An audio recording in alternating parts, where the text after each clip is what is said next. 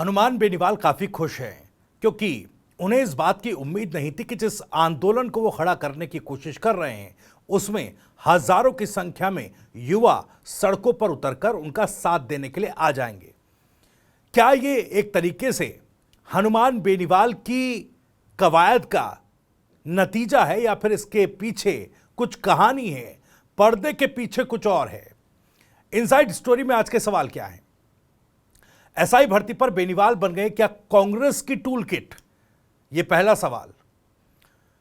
दूसरा सवाल यह है कि बेनीवाल के सहारे कांग्रेस क्या साध रही है और किस तरीके से हनुमान बेनीवाल का चेहरा आगे करके कांग्रेस जो है वो नया दांव खेल रही है। तीसरा सवाल, खुलकर आखिर कांग्रेस इस पूरे मामले पर सामने क्यों नहीं आती?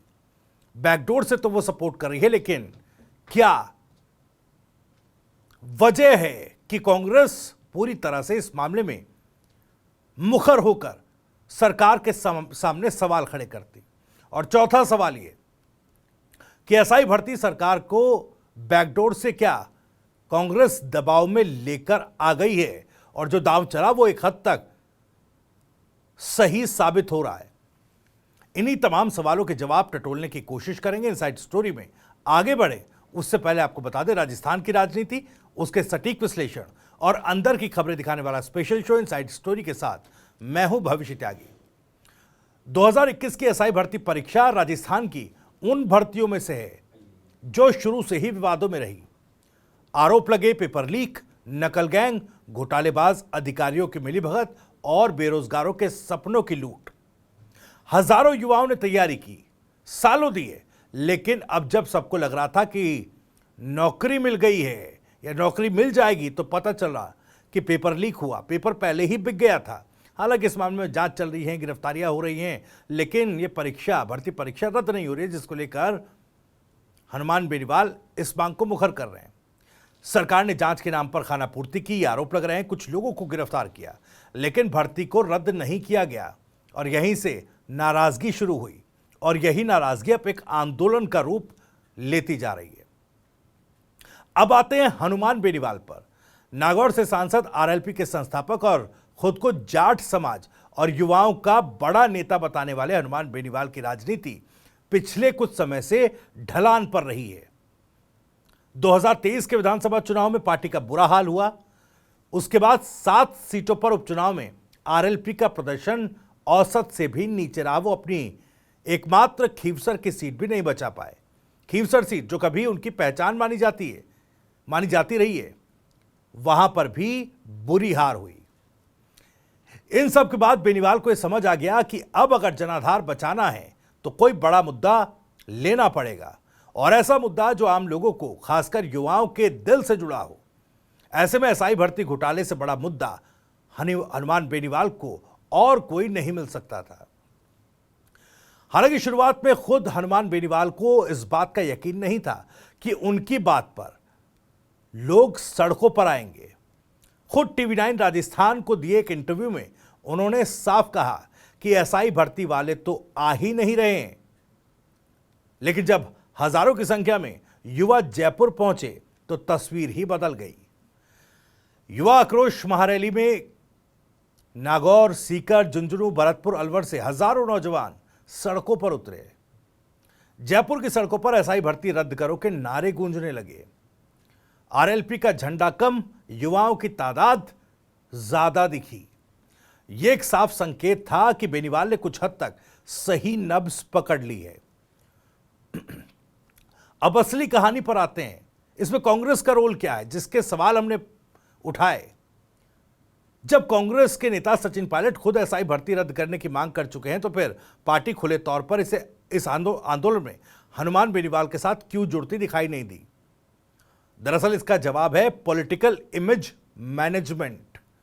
दरअसल यह भर्ती कांग्रेस सरकार के कार्यकाल में हुई थी। अगर कांग्रेस अब इस भर्ती को रद्द करने की मांग खुलेआम करती है तो सीधे तौर पर पेपर लीक की जिम्मेदारी भी कांग्रेस पर ही आएगी। यह कारण है कि कांग्रेस ने आगे न जाकर पीछे से खेल खेलने का रास्ता चुना। हनुमान बेनीवाल को युवाओं का नेता बना दो, उसे सड़कों पर उतारो, कांग्रेस बैकडोर से भीड़ जुटाने में मदद करे। सरकार पर दबाव बनाओ। ये तमाम चीजें थी, लेकिन कांग्रेस का पब्लिकली कोई स्टैंड न लेना भी इन तमाम चीजों में शामिल था। खुलकर सामने कांग्रेस नहीं आई, लेकिन बैकडोर से मदद की। कांग्रेस ने इस आंदोलन को एक तरह से टूल किट पॉलिटिक्स की तरह इस्तेमाल किया, जिसमें बेनीवाल सिर्फ चेहरा बने और बैकग्राउंड से कांग्रेस ने सियासी दांव चला। अब सवाल है कि इस पूरी कवायद का फायदा किसे मिलेगा? बिल्कुल साफ है, हनुमान बेनीवाल को। उन्होंने एक बार फिर साबित किया कि अगर मुद्दा सही हो तो भीड़ जुटाई जा सकती है। अपनी लॉस्ट इमेज को काफी हद तक रिवाइव उन्होंने किया है। युवाओं के बीच खुद को लड़ने वाला नेता साबित कर दिया। सचिन पायलट और किरोड़ीलाल मीणा जैसे बड़े नामों का जिक्र कर अपने आंदोलन को मेन स्ट्रीम बनाया। लेकिन इसके साथ ही कांग्रेस को भी फायदा मिला। वो पर्दे के पीछे रहकर भी सरकार को घेरने में कामयाब रही।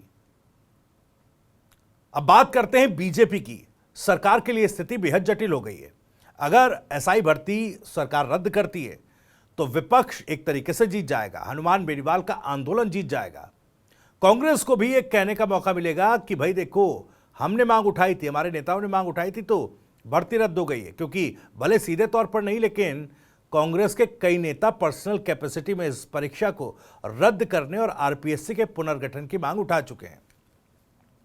इसके साथ साथ आरएलपी का भी कद बढ़ेगा। जो खोया जनाधार है वो कहीं ना कहीं वापस आरएलपी के साथ, हनुमान बेनीवाल के साथ जुड़ेगा। वहीं अगर यह सरकार भर्ती रद्द नहीं करती है तो आंदोलन और बढ़ेगा। इसके साथ साथ बढ़ेगी युवाओं की नाराजगी, और न केवल बढ़ेगी बल्कि पूरे राजस्थान में फैलेगी। इससे आने वाले समय में बीजेपी को चुनावी नुकसान हो सकता है। यही वजह है कि सरकार को खुद संभागीय आयुक्त और पुलिस कमिश्नर को इस आंदोलन में भेजना पड़ा, महारैली में भेजना पड़ा। यह एक साफ संकेत था कि सरकार बैकफुट पर आई और बातचीत का रास्ता सरकार ने निकालना चाहा। इस पूरे घटनाक्रम में जो सबसे दिलचस्प बात यह है कि वो पर्दे के पीछे का खेल। हनुमान बेनीवाल जानते हैं कि एक्सटर्नल सपोर्ट की जरूरत है। कांग्रेस जानती है कि वो फ्रंट पर नहीं आ सकती, इसलिए बैकडोर से ये दांव चला। और बीजेपी जानती है कि इस पूरे मुद्दे से अगर कोई सबसे ज्यादा नुकसान में है तो वो खुद बीजेपी और बीजेपी सरकार। इसमें कोई शक नहीं कि बेनीवाल ने इस मुद्दे को अपने लिए सियासी ऑक्सीजन बना लिया है, लेकिन यह भी उतना ही सच है कि बिना कांग्रेस के बैकडोर सपोर्ट के यह रैली इतनी बड़ी रैली नहीं हो सकती थी। एसआई भर्ती आंदोलन ने साबित कर दिया कि अगर मुद्दा जनता से जुड़ा हो और नेतृत्व चाहे विवादित हो मगर जुझारू हो, तो जनता एक बार फिर से जुड़ सकती है। लेकिन इस पूरे आंदोलन ने यह भी साफ कर दिया कि राजस्थान की राजनीति में अब सीधे खेल खत्म, बैकडोर पॉलिटिक्स जो है वो ज्यादा हो रही है। हनुमान बेनीवाल ने सड़कों पर उतरकर फिर से अपनी सियासी वजूद को जिंदा किया, लेकिन इस लड़ाई की रिकॉग्निशन जो है वो कांग्रेस की ब्लाइंड इन्वॉल्वमेंट के बिना नहीं हो पाती। अब देखना यह होगा कि सरकार इस भर्ती को रद्द करती है, और अगर करती है तो श्रेय किसे जाता है? क्या हनुमान इस आंदोलन को लंबी पारी का आधार बना पाएंगे, या फिर कांग्रेस उन्हें इस्तेमाल कर आगे निकल जाएगी? राजनीति के इस अखाड़े में फिलहाल युवा आक्रोश ने सबको अपनी चालें बदलने पर मजबूर कर दिया है। खैर, इनसाइड स्टोरी में इतना ही। वीडियो और जानकारी पसंद आई हो तो वीडियो को लाइक करें, ज़्यादा से ज़्यादा शेयर करें। आप भी इस मामले पर कुछ कहना चाहते हैं तो कमेंट बॉक्स आपके लिए खुला हुआ है। अपनी बात, सवाल और राय कमेंट बॉक्स के जरिए हम तक पहुंचा सकते हैं। राजस्थान से जुड़ी और भी तमाम खबरों को सबसे पहले जानने के लिए सब्सक्राइब जरूर कर लीजिए TV9 राजस्थान। नमस्कार।